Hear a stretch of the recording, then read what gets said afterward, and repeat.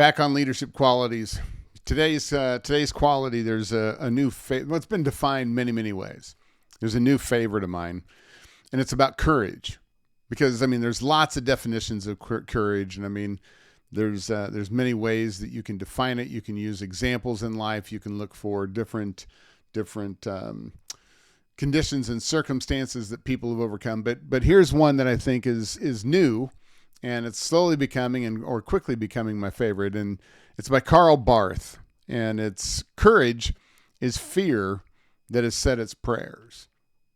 Courage is fear that said its prayers. So when you think about it, what is it that's the fear in your life that if you said a prayer and you knew that you were backed and you could take actions no matter what would it be? We just finished the Olympics, and I mean, there's examples of courage galore. I love the Olympics. I mean, I take a look at some of the conditions and circumstances some of these athletes have been challenged with, that they grew up in, that they were able to overcome. I mean, they're scratching and clawing their way to success. You know, many of them are sitting in a race that, you know, I'm like, it's over. And yet here they come. I mean, they dig deeper. They find another gear. Another area is, you know, you take a look at life challenges or you hear of a story on the news. I have a great admiration for the men and women of our military. And I mean, our military heroes facing things that in my wildest dreams I would never face. And it's a clear indicator of courage, of not being absence of fear, but taking action anyway.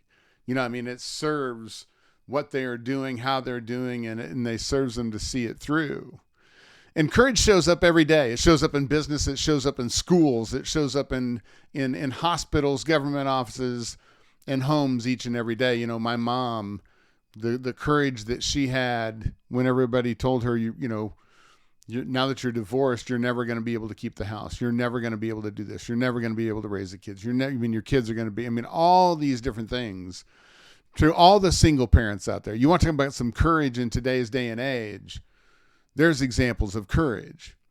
You know, John Maxwell, obviously the qualities of leadership is a lot of the foundations of this from his book, and the examples, and the Barth quote was from that. And if you start to take a look at what he is doing, he's like, leadership positions do not give you courage, but courage can definitely give you a leadership position. So what do you stand for? Do you know your values? Do you know who you are and whose you are? So that whenever the dark night comes, it isn't if it comes, it's when it comes, you know that you're willing to face the fear. You're willing to take the risk. You know, if you want to raise the lid on your courage, you got to do a couple of things. And here are three of them. Number one, you got to face your fear. You got to find something that will cause you to stretch. Some of you, it might be skydiving for you, once, twice, 1,000 times, whatever it is. Others, speaking in public scares them to death. Others, it might be rock climbing. Could be skiing down a black diamond. Whatever it is for you, you've got to find something that scares the bejesus out of you, and you got to face it. Number two is conflict. Who on your list in your life do you need to call? Who do you need to talk to? What person of people do you really need to finally have that conversation that you've been avoiding for many years?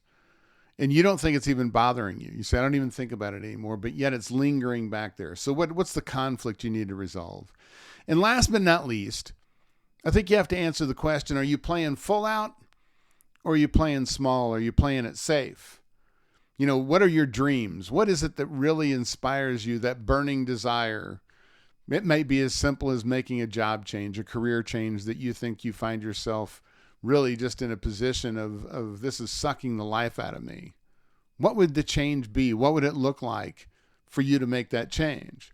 For some of you, you look at politics right now and you go, my God, what is going on? And there's a yearning and a burning that you need to run for office. Now, that doesn't mean you got to run for president of the United States, but where do you feel called to serve? And if it's the right thing to do, it's the right thing to do. You face your fear and you face your fear of success knowing that there's a chance of failure. Every time you view an opportunity as a chance for success, you realize there's a chance for failure, but you got to go do it and you got to give it your all and you got to play full out, full throttle. So courage means a lot of different things to a lot of different people. My question to you on a scale of 1 to 10, are you living life courageously? And if you're at a 5 or a 6, what would it look like to get to a 7 or an 8? If you're at a 2 or a 3, what would be the habits and the beliefs that need to change for you to step in to who you are and whose you are, to find the courage to really step forward, to become the leader, to lead people in the way you want to be led, and to make a difference that you were created to make in the world?